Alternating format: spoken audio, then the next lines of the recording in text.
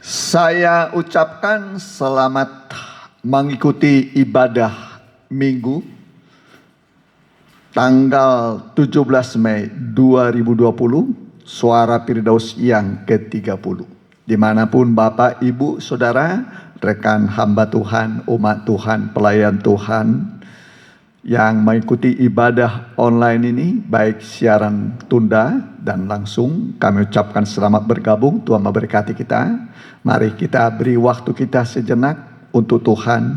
Kita akan beribadah dengan sukacita menghadap hadirat Tuhan yang kudus dan mulia. Ketika kita beribadah, Tuhan hadir, Dia akan memberkati dan memenuhi kebutuhan kita. Saya undang kita bangkit berdiri. Kita angkat sebuah lagu, Tuhan Yesus Setia.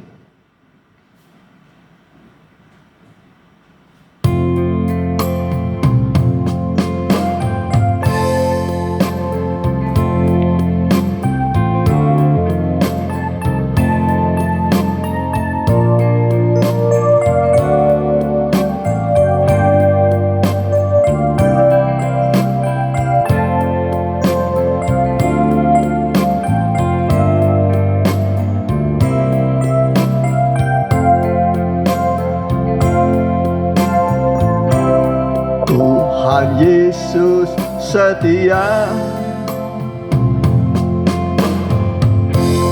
Dia sahabat kita. Dalam segala susahku selalu menghiburku. Dia mengerti bahasa tetesan air mata. Waktu badai mengamuk dan gelombang menyerang, Tuhan Yesus setia. Tuhan Yesus setia, Dia sahabat kita. Dalam segala susahku selalu menghiburku.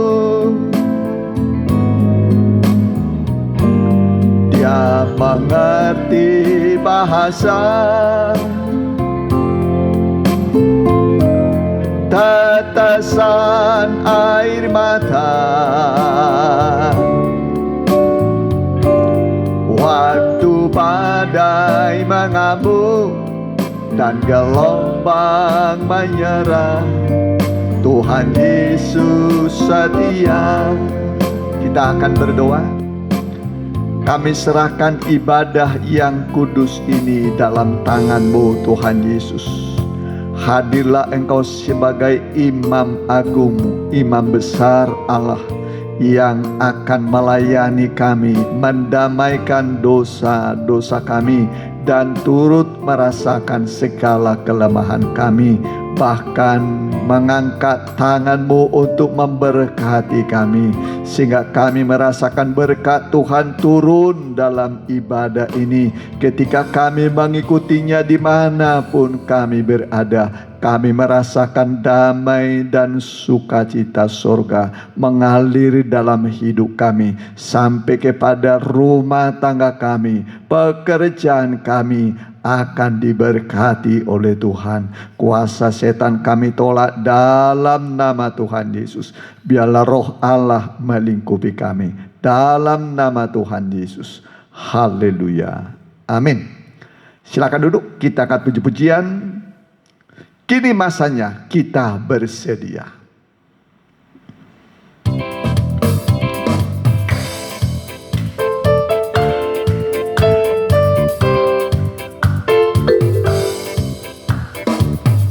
Masanya kita bersedia, berjagalah, berdoalah, masanya kita bersedia, Tuhan Yesus mau datang.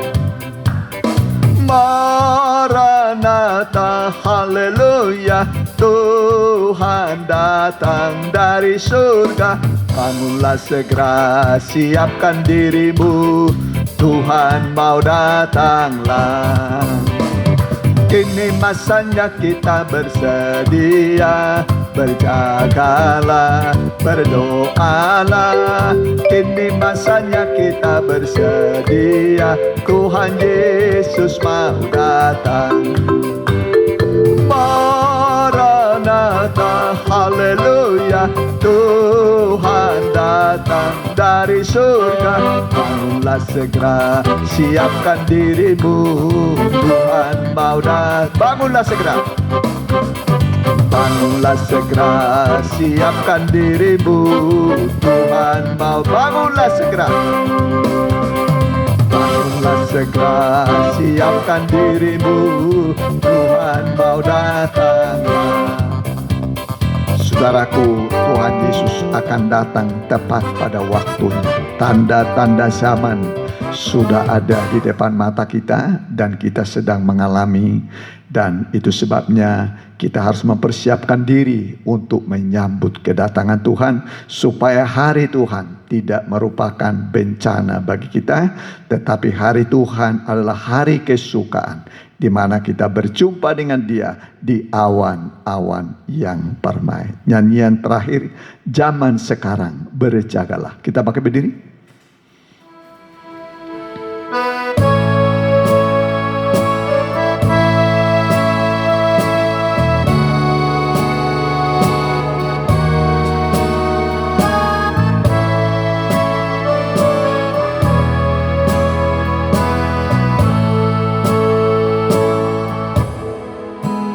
Zaman sekarang berjagalah, lihat dunia bergelora, kedengaran sini sana banyak kabar menggemparkan. Berlindunglah dalam sabda Allah. Zaman sekarang, zaman sekarang berjagalah,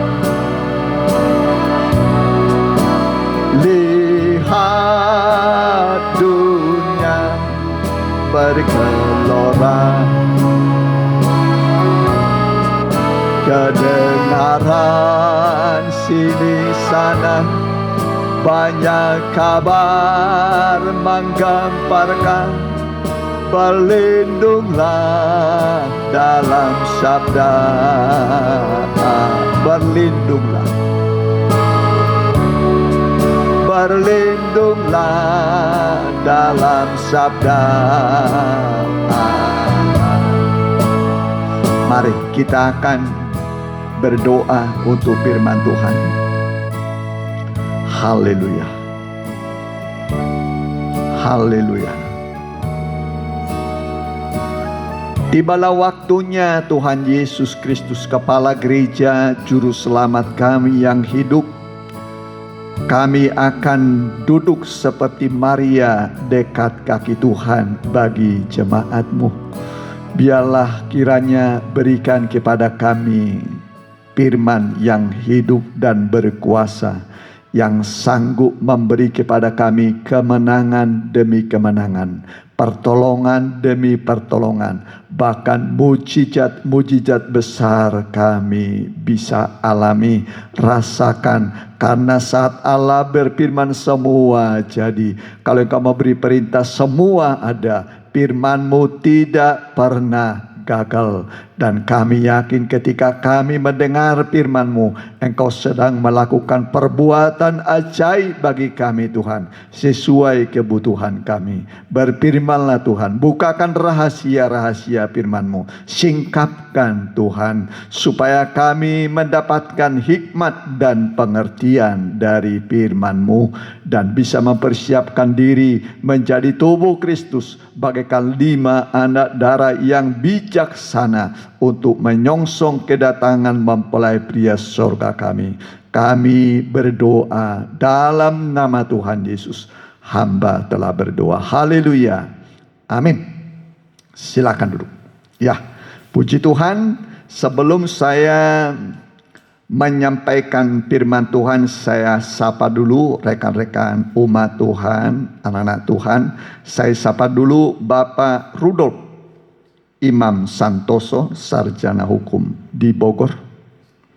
Kemudian Bapak Witoyo, sarjana hukum di Perumahan Nusa Cipageran Cimahi. Kemudian Bapak Simpson Sianipar, sarjana ekonomi Cimahi. Kemudian Ibu Maria dari Gereja Utusan Pantekosta Pasundan, Palalarang, Bandung, dan semua rekan, ya, semua rekan hamba Tuhan, umat Tuhan dimanapun, baik di dalam dan luar negeri mengikuti ibadah ini atau siaran tunda, kami ucapkan selamat mengikuti ibadah ini. Puji Tuhan.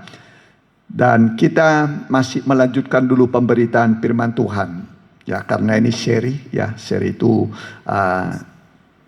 menyambung, ya, pemberitaan firman Tuhan secara bersambung, yaitu mengenai tabut perjanjian, peti perjanjian sebagai alat yang terutama dan utama dalam sejarah Alkitab ini, ya. Jadi ini alat yang terpenting. Kata tabut itu ada 179 kali di dalam Alkitab. Jadi cukup banyak, ya. Sedang kata neraka cuma 13. Ya, belum lagi kata kemah suci atau tabernakel ini, ya. Ini kemah suci tabernakel, ya. Nah, ini ada 327 dalam bahasa Inggris. Sedang dalam bahasa Indonesia 657 kali. Ya, 657 kali kata kemah. Jadi ini hal-hal yang penting yang kita dengar. Sekarang adalah mengenai tabut perjanjian. Kita sudah mendengar tabut perjanjian dibagi dua. Pertama, petinya yang terbuat dari kayu penaga, panjangnya 2,5 hasta, lebarnya 1,5 hasta, tingginya 1,5 hasta, ya, seperti yang ada pada gambar ini, ya. Lalu 2 kayu pengusung, 4 gelang emas, ya. Nah, ada isinya, yaitu isinya itu 2 loh batu. Nah, ada 2 loh batu. Lalu mana yang pernah dimakan oleh Israel, ya. Lalu satu lagi adalah tongkat Harun yang pernah bertunas, berbunga dan berbuah. Itu di dalam peti, ya. Baru di atasnya tutup gerapirat, terjemah lamil gerapirat atau tutup pendamaian, ya. Yang panjangnya 2,5 hasta, lebarnya 1,5 hasta. Ya, lalu ditutup itu atasnya ada 2 gambar malaikat kerup. Kerup yang satu, ya, kerup yang kedua. Jadi terbuat dari emas. Mas, ya, emas itu sifat-sifat ilahi, sedangkan kayu itu sifat manusia daging. Ya, jadi tabut disalut emas artinya manusia kita, gereja Tuhan, ini nanti akan hilang sifat-sifat kedagingannya, keinginan daging, nanti akan nampak sifat-sifat ilahi, sifat-sifat yang rohani dalam hidup kita sehari-hari, ya. Kemudian diisi alat, ya, atau 3 benda tadi, ya, mana, tongkat Harun, lalu 2 loh batu, di atasnya 2 kerup. Kerup yang pertama itu Allah Bapa, ini dari emas. Tutup pendamaian itu Allah Sang Putra. Lalu kerub yang satu lagi Allah Sang Bapa.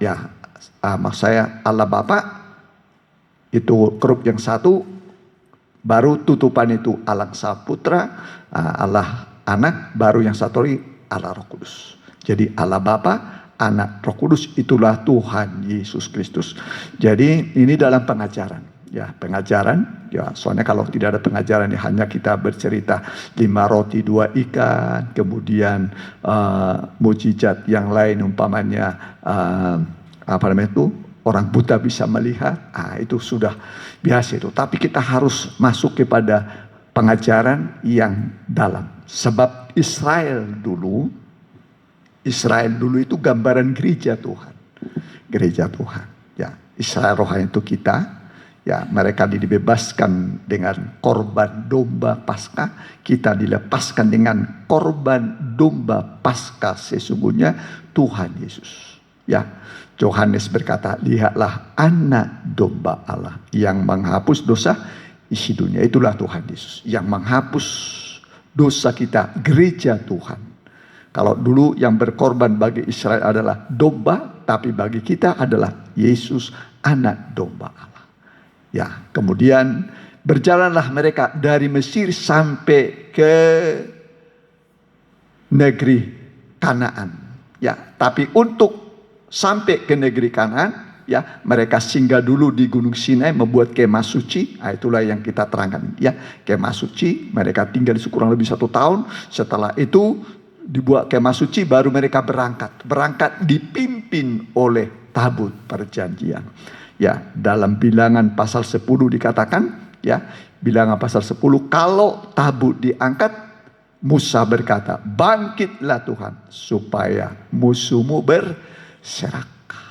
Jadi kekuatan tabut itu menghancurkan musuh. Menghancurkan musuh. Kemudian kalau mereka mau berhenti, turun tabut itu, Musa berkata, kembalilah Tuhan kepada umatmu yang beribu-ribu laksa. Tuhan kembali memberikan perhentian, memberikan kesejukan, kenyamanan. Jadi tabut itu mengusir musuh dan memberikan ketenangan, kedamaian, melindungi umat Tuhan. Nah, sudah, jadi itu fungsi tabut, mengusir musuh. Tapi kita sekarang sampai kepada mau menyeberang. Jadi bukan hanya mengusir musuh, tapi mau menyeberang. Kita sudah dengarkan, persiapannya adalah kuduskanlah umat Tuhan. Jadi dipersiapkan umat Tuhan itu karena menyeberangnya itu lamanya 3 hari. Lamanya 3 hari. Itu dalam kitab Yosua pasal 1 disebutnya. Yosua pasal 1 ayat yang ke-10 sampai 11 dikatakan umat Tuhan itu harus mempersiapkan bekal selama perjalanan 3 hari. Persiapan itu mana itu roti firman Tuhan. Jadi makanan selama 3 hari harus dipersiapkan. Untuk menyeberang sungai Yordan. Nah, tapi dengan kekuatan tabut. Maka tabut nanti diangkat, umat Tuhan mengikuti dari belakang. Begitu kaki para imam mencelupkan kaki mereka ke sungai Yordan, itu ke air sungai Yordan, maka air sungai Yordan itu sebak berhenti. Yang datangnya dari hulu, berhenti, tertahan dia. Akhirnya terputus. Barulah umat Tuhan menyeberang. Imam pengangkat tabut itu tetap di sungai Yordan, menyeberang semua. Yang tua, yang muda, semua menyeberang. Dengan selamat. Amin. Dengan selamat. Arus sungai Yordan yang keras itu tidak satu pun mengena pada mereka. Alkitab mengatakan sungai itu kering.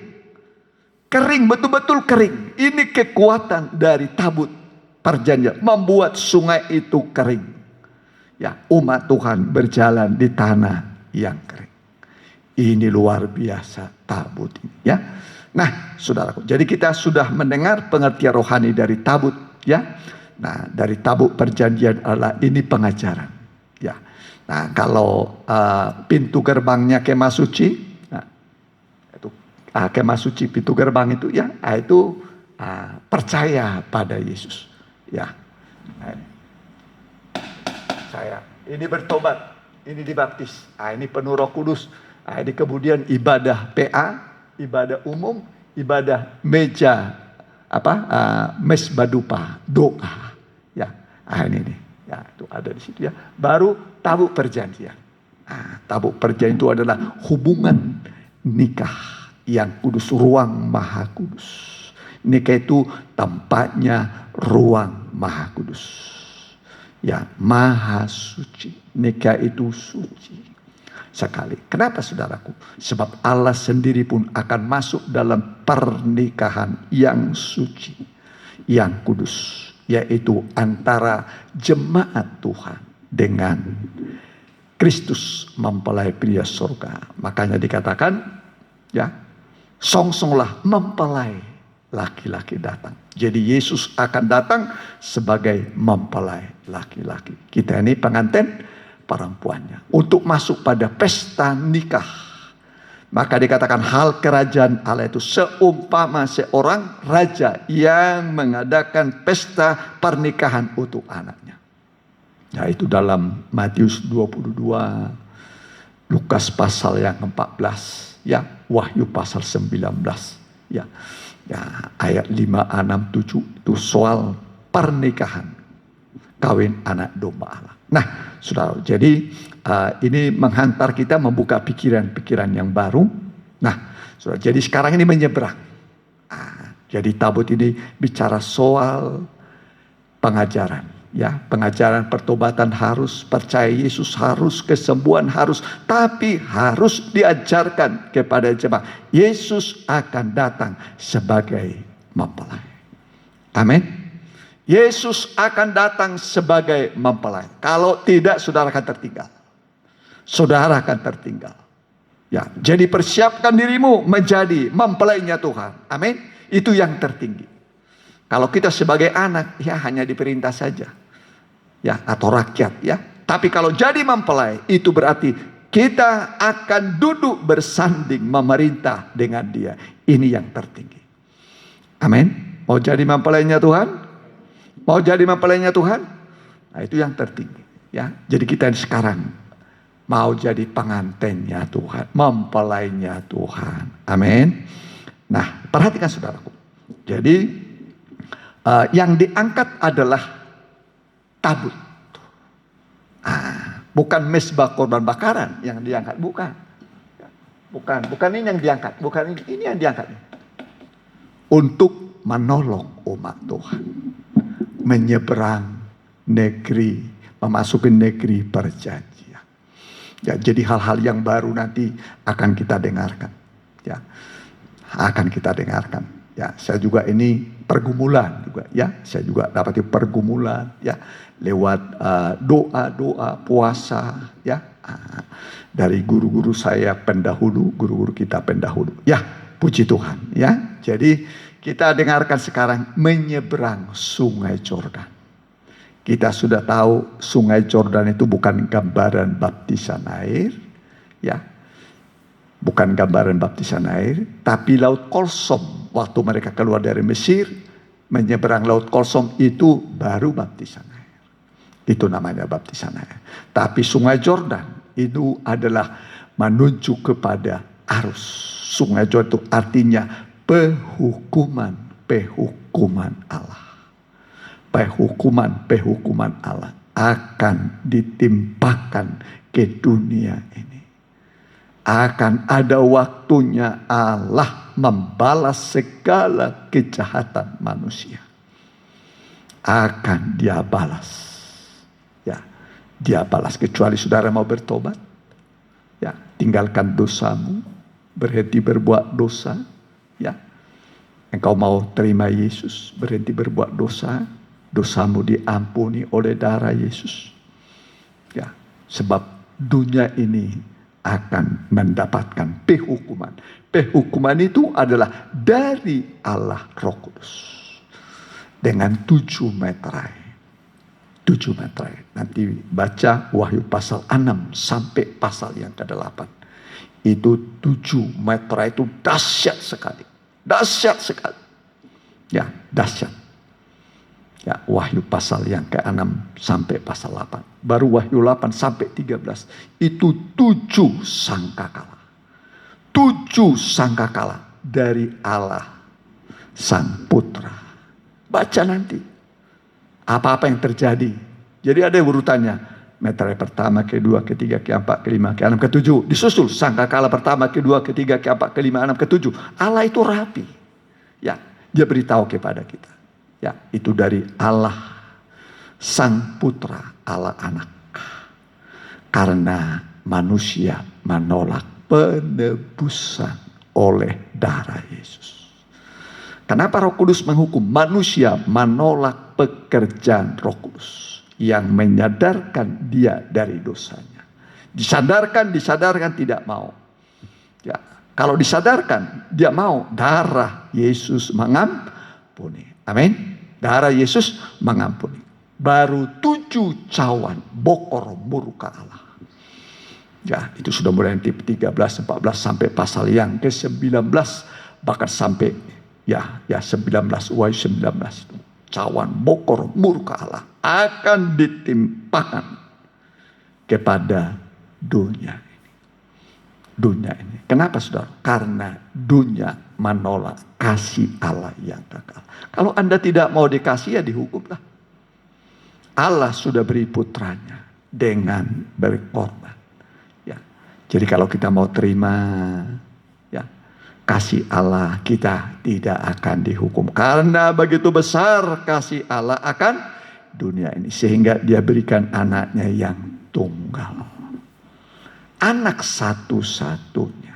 Anak tunggal yang dikasih, yang ada di pangkuannya. Oleh dia alam semesta diciptakan. Tapi karena kasihnya kepada dunia, dia berikan kepada kita. Sampai mati di kayu salib. Namun dia bangkit kembali naik ke surga. Ini kasih Allah. Jadi kalau kasih tidak mau diterima, ya dihukum. Tapi kalau kita menerima kasih Tuhan, dosa kita diampuni, kita pun selamat. Selanjutnya kita bertobat, ya, bertobat, beribadah kepada Tuhan. Nah, saudara, jadi kita akan dengarkan dulu sekarang menyeberang, ya, menyeberang Sungai Yordan, arus dunia, arus penghukuman Tuhan atas dunia. Dari Allah Roh Kudus 7 meterai, dari Allah Sang Putra 7 sangkakala, 7 bokor cawan murka Allah dari Allah Bapa. Ini akan menghukum seluruh dunia. Mau di belahan dunia manapun saudara. Ya, tetapi tubuh Kristus, pengantin Tuhan, mempelainya Tuhan, akan bisa menyeberangi semua ini, Sungai Yordan ini, sampai nanti ke negeri Kanaan. Amin. Sampai negeri Kanaan. Satu tempat yang terindah, terbaik di negeri, di bumi ini. Itu gambaran kerajaan sorga yang akan kita terima setelah kita melewati masa-masa penghukuman Allah. Ya, jadi kita ikuti sekarang ini dengan baik-baik. Ya, kita baca dulu. Joshua pasal yang ketiga. Nanti baca di rumah ayat 1 mulai, tapi yang kita baca sekarang ayat 14. Ya, ayat 14 saya bacakan. Ya. Ketika bangsa itu berangkat dari tempat perkemahan mereka untuk menyeberangi Sungai Yordan, para imam pengangkat tabut perjanjian itu berjalan di depan bangsa itu. Segera sesudah para pengangkat tabut itu sampai ke Sungai Yordan, dan para imam pengangkat tabut itu mencelupkan kakinya ke dalam air di tepi sungai itu. Sungai Yordan itu sebak sampai meluap sepanjang tepinya selama musim menuai. Berhenti, dia mundur sungai itu. Ya, dari bawah itu kering. Maka berhentilah air itu mengalir.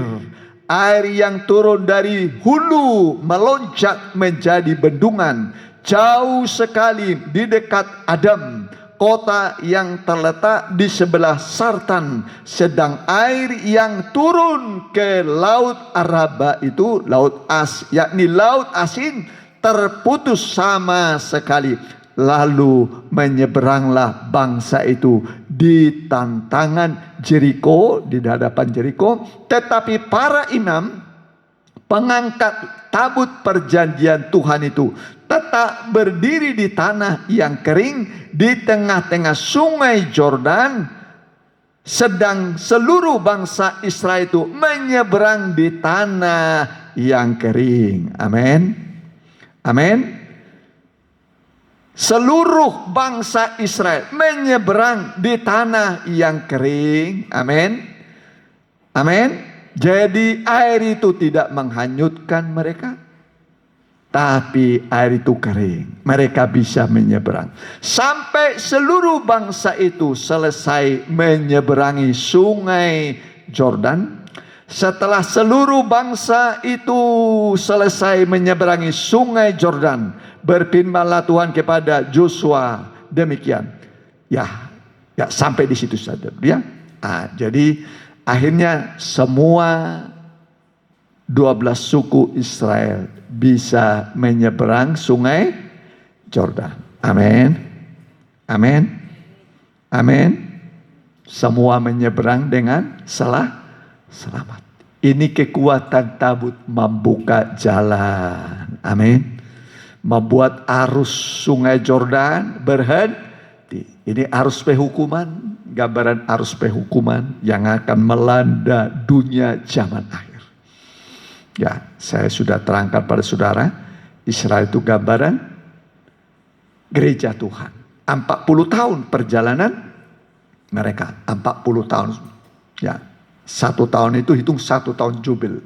Jadi 40 kali 50, 2000 tahun. Itu perjalanan gereja Tuhan. Jadi gereja Tuhan seperti Israel sudah 40 tahun menyeberang sungai Yordan lah. Sudah 2000 tahun lebih gereja Tuhan di dunia ini. Sejak gereja mula-mula di loteng Yerusalem pada hari Pentakosta.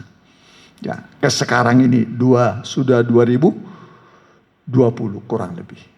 Ya, ini pertambahan tahun, perpanjangan umur. Sebab memang Alkitab mengatakan dia sabar, maka diberi perpanjangan umur supaya kita ini bertobat. Ya, jadi pergunakanlah waktu yang ada untuk bertobat supaya kita tidak dihukum oleh Tuhan. Ya, jadi ini menyeberang. Ya, semua yang tua, yang muda, semua menyeberang. Semua menyeberang. Ya. Tidak ada satu pun yang tidak menyeberang. Semua menyeberang. Sampai ke negeri Kanaan, ke negeri perjanjian yang dijanjikan. Setelah sampai negeri Kanaan, negeri perjanjian, barulah mereka menikmati janji-janji Tuhan yang indah. Ya, negeri yang berlimpah susu dan madu.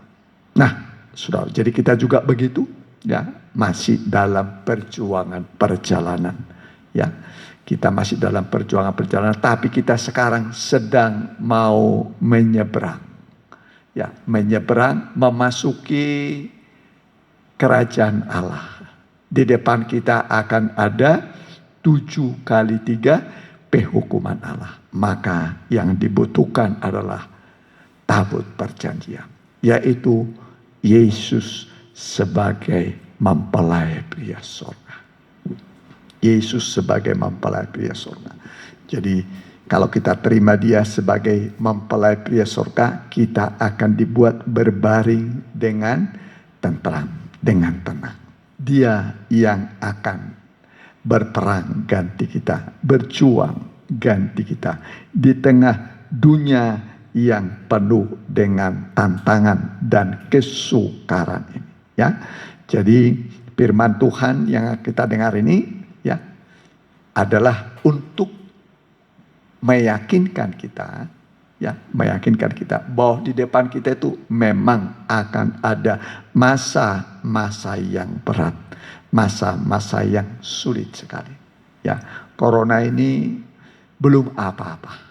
Ya, corona ini belum apa-apa dibanding dengan yang akan datang, yang akan menimpa dunia ini.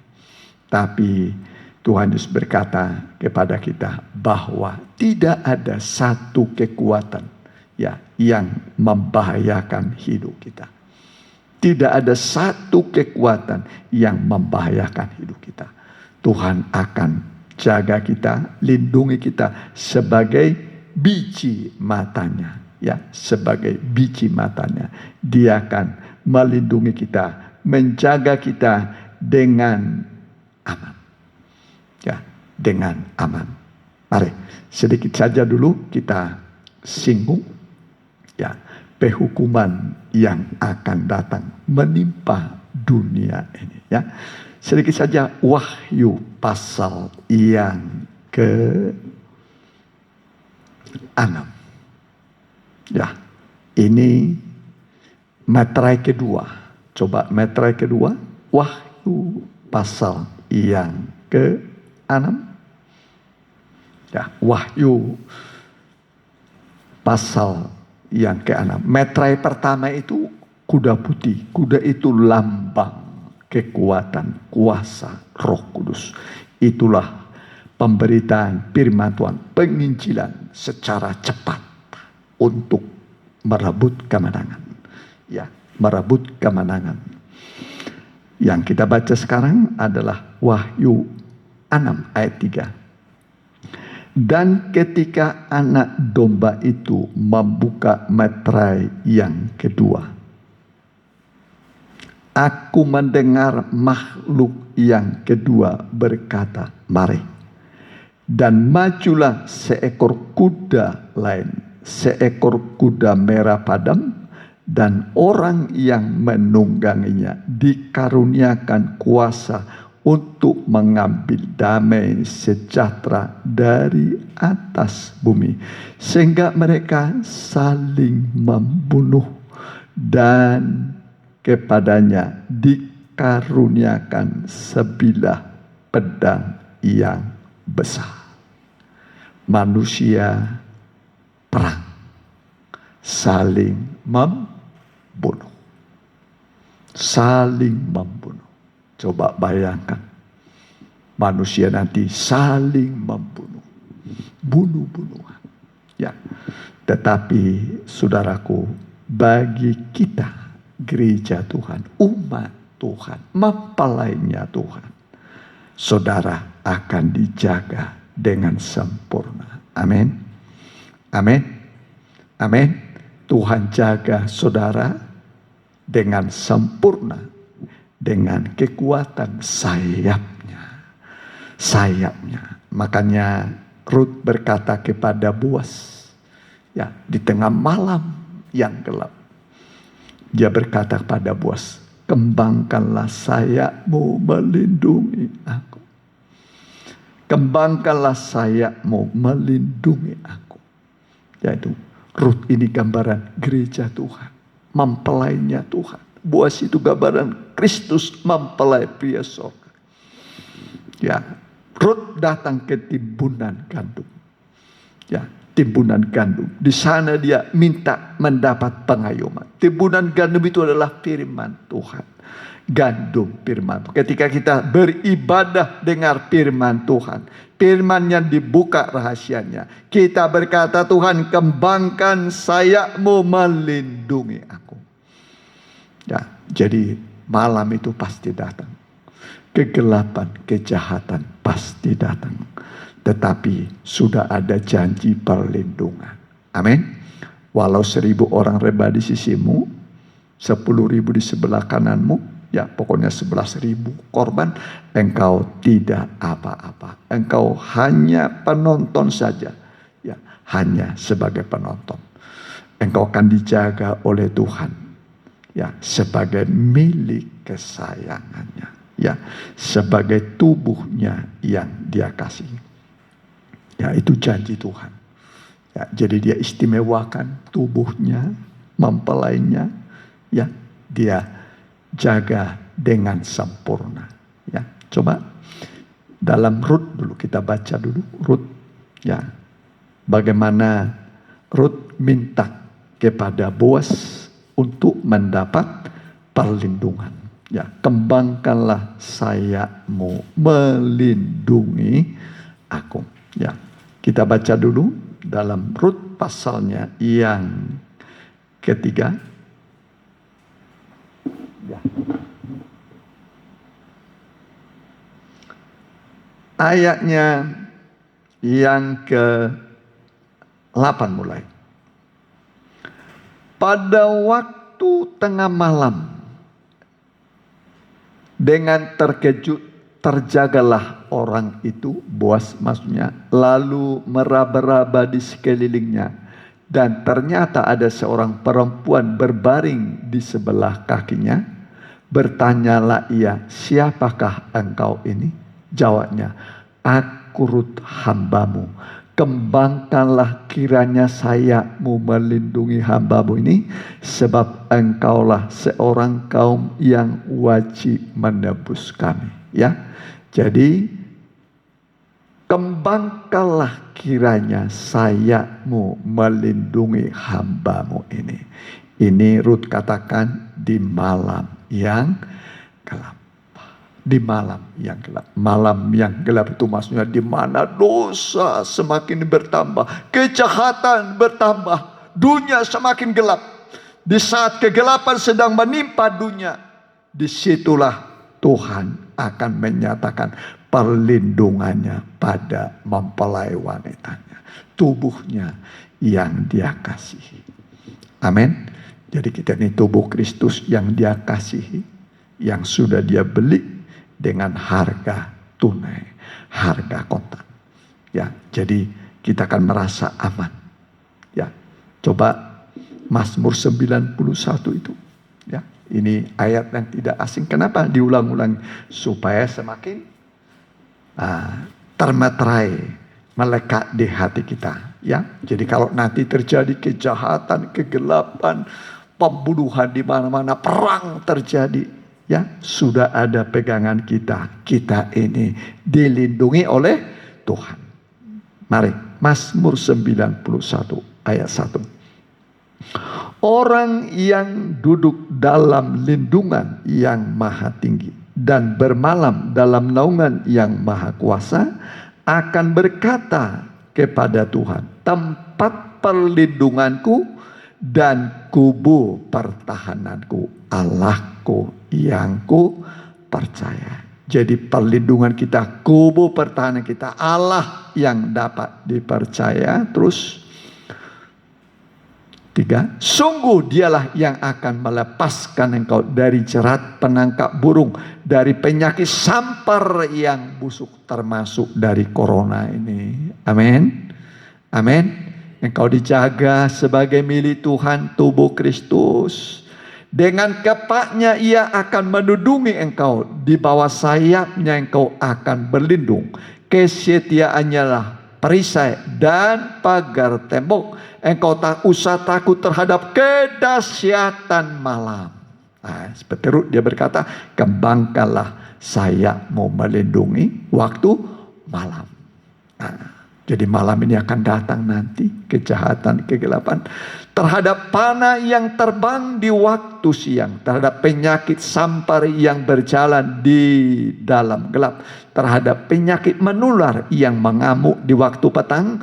Walau 1000 orang rebah di sisimu dan 10.000 di sebelah kananmu, tetapi itu tidak akan menimpamu. Engkau hanya menontonnya dengan matamu sendiri, dan melihat pembalasan Tuhan terhadap orang-orang fasik. Sebab Tuhan ialah tempat perlindunganmu, yang maha tinggi telah kau buat tempat perteduhanmu. Jadi di bawah sayapnya Tuhan kita berlindung, berteduh, ya. Dia melindungi kita bagaikan induk ayam mengembangkan kedua sayapnya, anak-anaknya semua dalam rangkulan, dalam naungannya. Sehingga anak-anak itu merasa aman. Semua dia jaga, ya anak-anaknya. Begitulah Tuhan akan melindungi saudara. Ya, tidak ada yang membahayakan hidupmu. Amin. Tidak ada yang membahayakan hidupmu. Amin. Jadi kita berkata aman dalam lindungan Tuhan. Ya, jadi hukuman pasti datang. Ya, 7 meterai pasti datang, 7 sangkakala pasti datang, 7 cawan bokor murka Allah akan datang. Tetapi kita bisa melewatinya sampai kita nanti ke Yerusalem baru. Amin. Kota Allah, kota idaman, kota mempelai. Ya, Yerusalem itu kota mempelai. Kota mempelai, kota idaman kita. Jadi mari kita manfaatkan waktu yang masih sisa ini untuk kita rajin berdoa, rajin walaupun di rumah, ya beribadah, ikuti ibadah walaupun di rumah. Puji Tuhan, ya. Tuhan memberkati kita dan mari kita angkat sebuah lagu Yesus yang kekasih. Ya, ya Yesus yang kekasih. Ini pencobaan pasti datang, pencobaan berat pasti datang. Tapi saat itulah Yesus melindungi kita. Dilindungi kita dalam naungnya. Ya, Yesus yang kekasih. Yang kekasih kita, mempelai pria surga.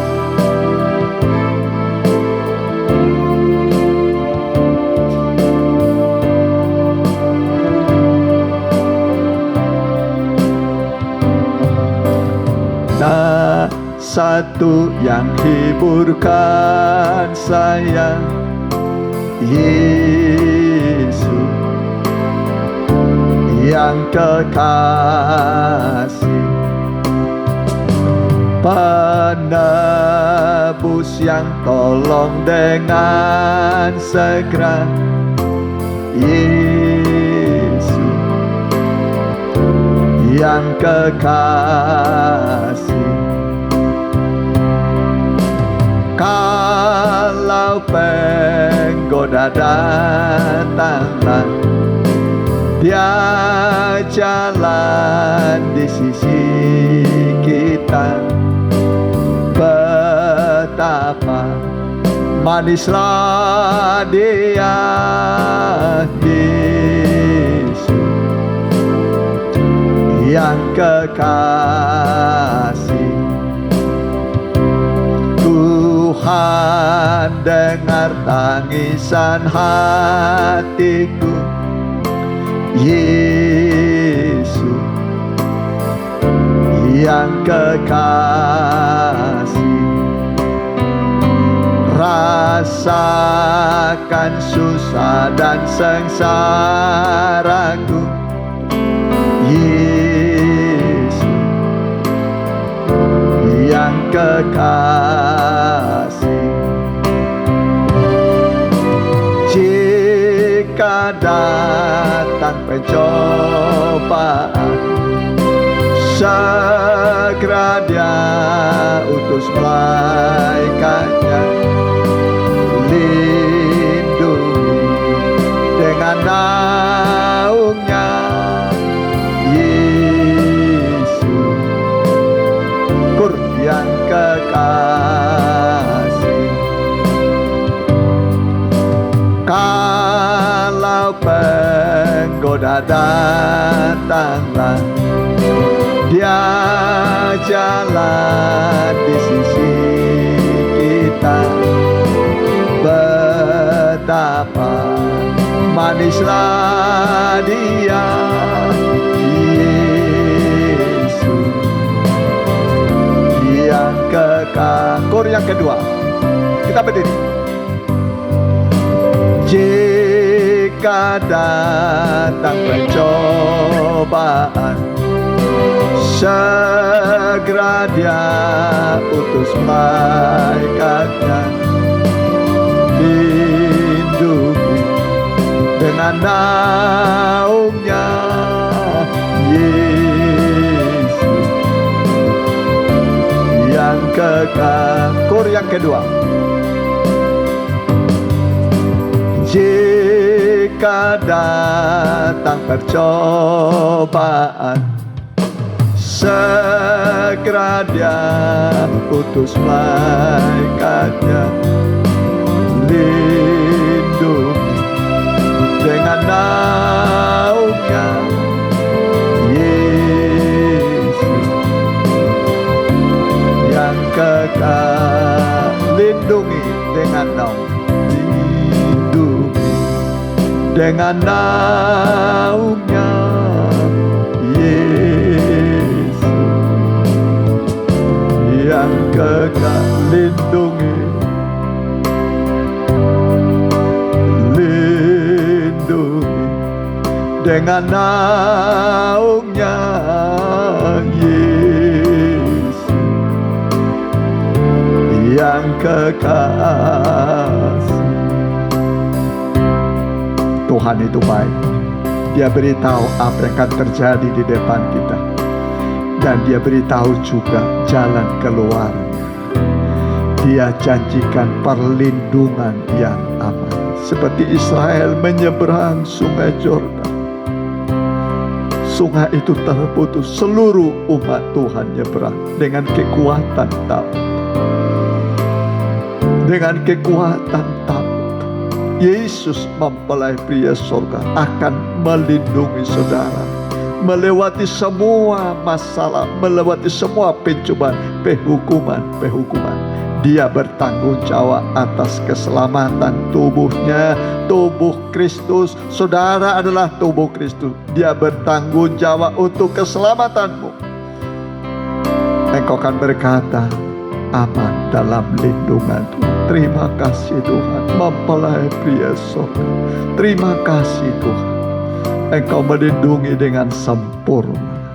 Mari, siapa di antara saudara yang mau didoakan, mau mendapatkan perlindungan, jaminan keselamatan, pemeliharaan Tuhan ke depan di masa-masa yang sulit ini juga, Tuhan pasti memelihara engkau. Kalau di masa nanti hukuman datang, Tuhan pelihara. Hari ini pun Tuhan pelihara engkau. Kalau engkau berkata, engkaulah mempelai pria surga, engkaulah kepala, engkaulah suami, Dia akan terima engkau menjadi tubuhnya.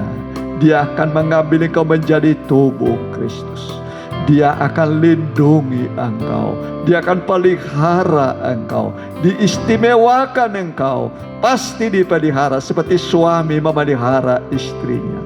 Dia rawat, dia asuh. Begitu Tuhan terhadap engkau di masa-masa yang sulit penuh bahaya ini. Di masa-masa banyak krisis kita hadapi, Yesus mempelai pria surga pasti pelihara tubuhnya. Saudara dibeli oleh Tuhan, dipelihara. Engkau merasa aman. Engkau merasa aman. Orang lain bisa gelisah takut, tapi engkau aman dalam lindungan Tuhan. Aman dalam lindungan Tuhan.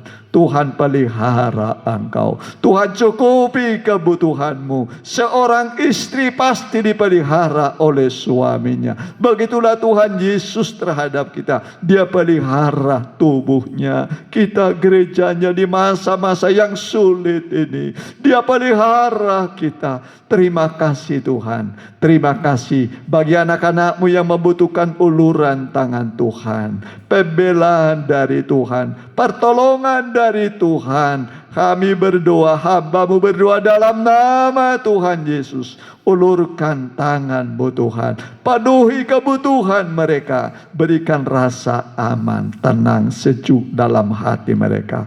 Kembangkan sayap-Mu melindungi kami Tuhan. Kembangkan sayap-Mu menjaga kami dari segala mara bahaya, dari segala penyakit termasuk COVID-19 ini. Engkau lindungi kami Tuhan. Terima kasih Tuhan. Janji-Mu kami pegang. Kami hanya mengangkat tangan berserah padamu.